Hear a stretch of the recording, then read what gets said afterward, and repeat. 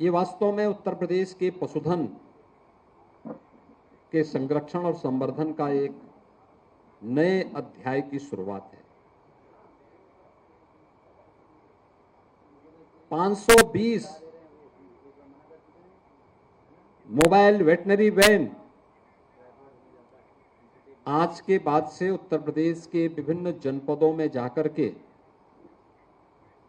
1962 toll free number पर call करके इन सेवाओं को प्राप्त कर सकता है। अक्सर क्या होता था, हम लोग देखते थे इन चीजों को,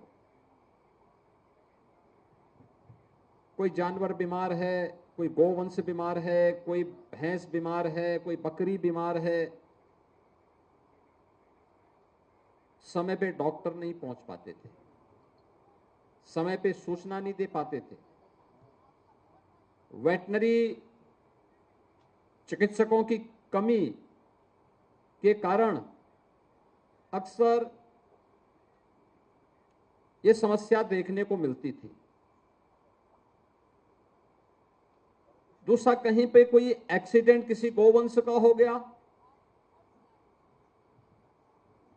किसी भैंस का हो गया, किसी बकरी का हो गया,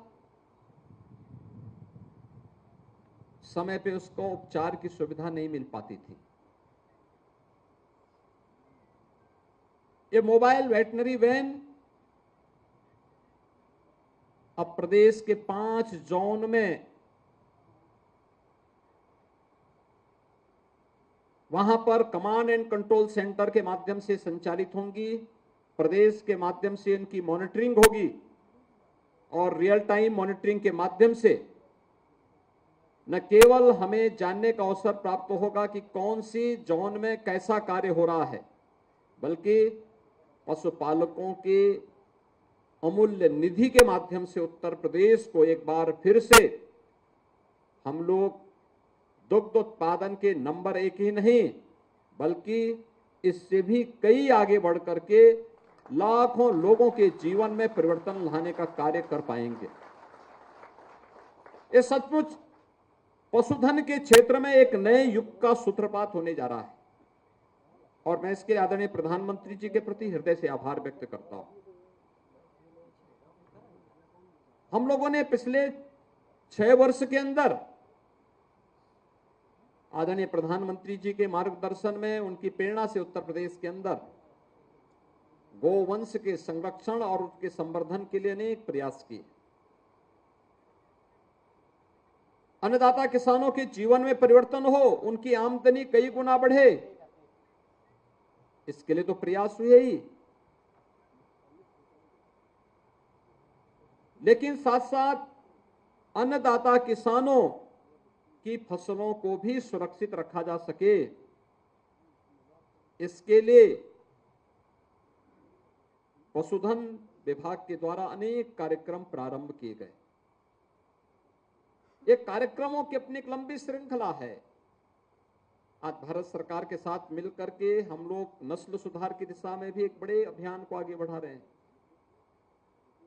निराश्रित गोवंश के संरक्षण के लिए 6,600 से अधिक निराश्रित गौ आश्रय स्थल स्थापित किए गए हैं और मुझे बताते हुए प्रसन्नता है कि प्रदेश के अंदर कुल 12 लाख निराश्रित गोवंश हैं और उनमें से 11 लाख के संरक्षण की जिम्मेदारी अकेले प्रदेश सरकार उठा रही है, जिसमें प्रति गोवंश 900 रुपये महीने देने का कार्य हम लोग करते हैं।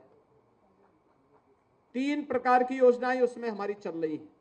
पहली योजना जो सरकार के द्वारा संचालित निराश्रित गो आश्रय स्थलों में, जहां पर लगभग 10 लाख के आसपास गोवंश को रख करके उनकी सेवा, उनकी सुरक्षा, उनके संरक्षण और उनके संवर्धन के लिए सरकार कार्य कर रही है। इसमें प्रदेश के हमारे वेटनरी डॉक्टर्स का, राजस्व विभाग के कार्मिकों का, जिला प्रशासन का, ग्राम पंचायतों का और नगर निकायों का भी एक बड़ा योगदान उसमें मिलता है।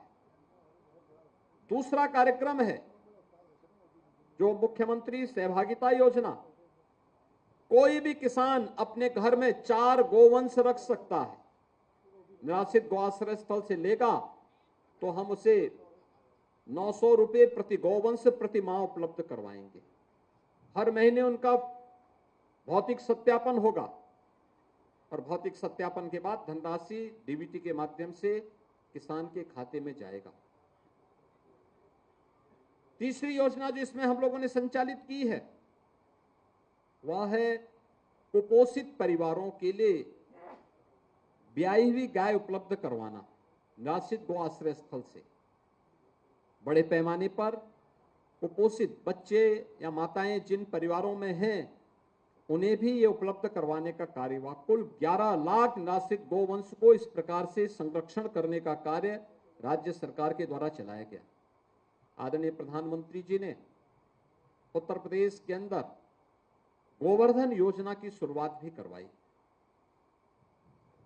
अब उसके माध्यम से उत्तर प्रदेश के अंदर गोवंश के द्वारा यानी जो गाय का गोबर है यह अतिरिक्त आमदनी का स्रोत किसानों के लिए बनेगा। बायोफ्यूल की यूनिट लग रही है यूपी के अंदर, वह अतिरिक्त आमदनी का स्रोत भी बनेगा और ये कार्यक्रम युद्ध स्तर पर चल रहे हैं। गाय के गोबर से आज उत्तर प्रदेश में कुछ जनपदों ने पेंट बनाने का काम भी किया है और हमारा प्रयास होना चाहिए कि इस पेंट को ब्रांडिंग करते हुए इसे हम सब्सिडी दें और इसको खूब हाईलाइट करें और प्रयास करें कि हर देव स्थलों पर अपने घरों की लिपाई पुताई पर इस पेंट का इस्तेमाल करें। राज्य सरकार इसको लेकर के एक नए कार्यक्रम को लेकर के आगे बढ़ेगी। और तीसरा जो कार्यक्रम हम लोग चल रहे हैं कि गंगा जी के तटवर्ती सभी जनपदों में लगभग हमारे 27 जनपद गंगा के तटवर्ती जनपद हैं।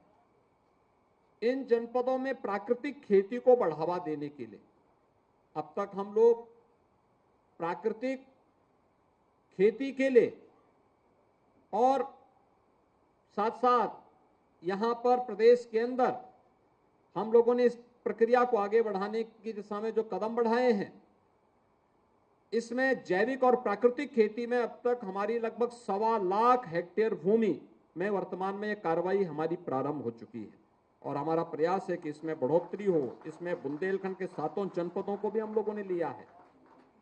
एक देसी नस्ल की गाय, हमारा यह मानना है कि वह एक वर्ष में 30 एकड़ खेती के लिए पूरी तरह यानी उस खेती को विषमुक्त बनाने के लिए फर्टिलाइजर, केमिकल और पेस्टिसाइड स्वयं गाय का गोबर और गाय के मूत्र से ही उपलब्ध हो सकता है और यह कार्यक्रम भी युद्ध स्तर पर प्रदेश के अंदर प्रारंभ हुआ है। भाइयों बहनों, आज का यह कार्यक्रम बहुत महत्वपूर्ण कार्यक्रम है। जैसे कि रूपाला जी ने अपने संबोधन में कहा भी, अनेक योजनाएं प्रधानमंत्री मोदी जी के नेतृत्व में देश के अंदर पिछले 9 वर्ष के अंदर चली हैं जिसने देश के प्रत्येक नागरिक के जीवन में व्यापक परिवर्तन करके रखा है। देश के अंदर शासन करने का अवसर बहुत सारे लोगों को प्राप्त हुआ होगा, बहुत सारे लोगों को प्राप्त हुआ, बहुत सारे राजनीतिक दलों को भी प्राप्त हुआ, लेकिन उनकी संवेदना जब मनुष्य के प्रति नहीं थी तो उनकी संवेदना एक मूक जीव के प्रति होगा, ये तो कल्पना से भी बाहर है। गांधी जी ने अपने जीवन में सदैव सत्य, अहिंसा और अस्तेय को स्थान दिया था। उन्होंने हमेशा इस बात के लिए उनका आग्रह था, उनका आग्रह ही सत्याग्रह कहलाया, यानी सत्य के मार्ग पर चलने वाला ही सत्याग्रह कर सकता है। असत्य के मार्ग पर चलने वाला कभी सत्याग्रह की बात करे, यह व्यक्ति के यानी आचरण और व्यवहार, आचार और विचार, कथनी और करनी दोनों के भेद को बहुत स्पष्ट कर देता है कि व्यक्ति बोलता कुछ और है, करता कुछ और है, कोई उस पर विश्वास नहीं करे। और सत्याग्रह के मार्ग पर चलने की जो प्रेरणा बापू ने दी, वास्तव में वही सत्य का आग्रह जो अपने जीवन में कर सके, मन वचन और कर्म से सत्य का आचरण जो व्यक्ति करता हो, उसके अनुसार व्यवहार करता हो, वही सत्याग्रह है। लोकतंत्र को कमजोर करने वाले सत्याग्रह नहीं कर सकते। आकंठ भ्रष्टाचार में डूबे हुए लोग सत्याग्रह नहीं कर सकते।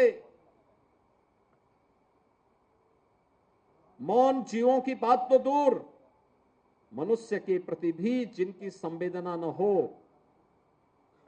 वह सत्याग्रह भी नहीं कर सकते। देश को जातिवाद, क्षेत्रवाद, भाषावाद और तमाम वादों में बांटने वाले भी सत्याग्रह नहीं कर सकते। अपने देश की निंदा करने वाला कभी सत्याग्रह नहीं कर सकता। भारत को कटघरे में खड़ा करने वाला व्यक्ति और भारत के बहादुर जवानों के प्रति जिनके मन में श्रद्धा और सम्मान का भाव नहीं, जो विपरीत परिस्थितियों में भी भारत की सीमाओं की रक्षा कर रहे हैं, उन जवानों के प्रति भी सम्मान का भाव जिस नागरिक के मन में नहीं, वह सत्याग्रह की अगर बात करे तो यह अपने आप में इससे बड़ी विडंबना और क्या हो सकती है। और इसीलिए आज जब हम यहां पर आए हैं, मुझे बताते हुए प्रसन्नता है कि उत्तर प्रदेश सरकार आदरणीय प्रधानमंत्री जी के नेतृत्व में उन सभी स्कीम को, उन सभी योजनाओं को प्रदेश के अंदर प्रभावी ढंग से लागू करने वाले राज्यों में से एक है। गरीब को बिना भेदभाव के शासन की योजना का लाभ प्राप्त हो। न जाने कितने लोगों के जीवन में उसका परिणाम सामने आया है। बीमारियों से लोग मुक्त हुए हैं, उनका जीवन स्तर बढ़ा है। ईज ऑफ लिविंग के स्तर को बढ़ाने में जहां उत्तर प्रदेश ने सफलता प्राप्त की है, वहीं उत्तर प्रदेश निवेश के भी एक बेहतरीन गंतव्य के रूप में स्थापित हो। ईज ऑफ डूइंग बिजनेस में उत्तर प्रदेश ने एक लंबी छलांग लगा करके आज जो स्थान प्राप्त किया है, वह उत्तर प्रदेश के युवाओं के उज्जवल भविष्य को आगे बढ़ाने का एक सशक्त माध्यम बना हुआ है। मैं आज के इस अवसर पर